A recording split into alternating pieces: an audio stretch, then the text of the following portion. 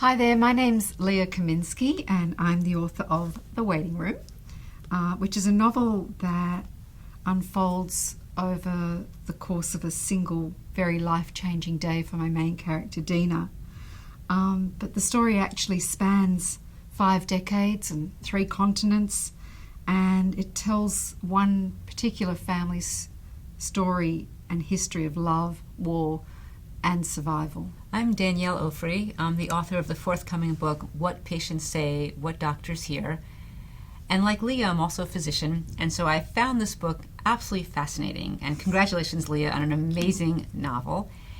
It's set in Israel, and it takes place in the waiting room of a doctor, like both of us are physicians. But it also takes place over the course of this character's entire life, as well as her parents' lives. And I wanted to know, and I'm sure many readers probably want to know, how much of this book is based on your life and your history? It's the first question I get asked all the time, Danielle. And it saddens me in a way. I set out many, many years ago to write the story of my mother's life. So my mother was also a survivor of Bergen-Belsen, which was a very brutal concentration camp.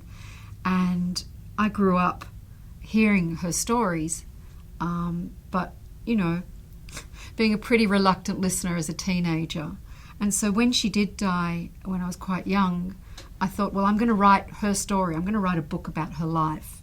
And I sat down with paper and pen and a big pot of coffee, and about an hour later, I'd written 3 pages in an exercise book, and that's all I had. So much to my shame, I didn't know my mother's story, and there was no one left to ask.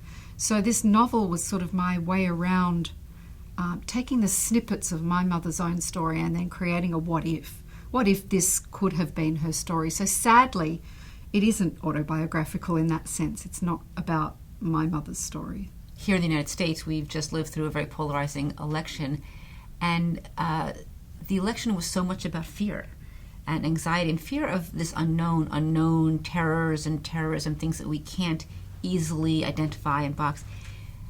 You know, people in the Middle East, people in Dina's situation, they live with this inchoate fear all the time. Is there something we can learn from this and how one survives and thrives in the face of sort of ongoing anxiety?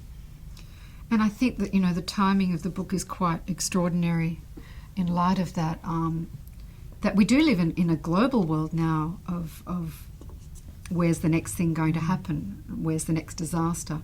In a sense, my character Dina has inherited trauma from her parents and osmosed it, imbued it from the society around her. So what I would like to see, that instead of actually letting that get her down, that actually galvanizes her to lead a more compassionate, more empathic life and try and make more of a difference in the world, not just sort of, you know. So that in the face of this, you don't have the luxury of being passive, that it forces you to make choices and to take active steps forward. The book is The Waiting Room by Leah Kaminsky, a wonderful novel that I highly recommend. I'm Danielle Ofri. Thank you, Danielle. I'm Leah Kaminsky, and I really appreciate it.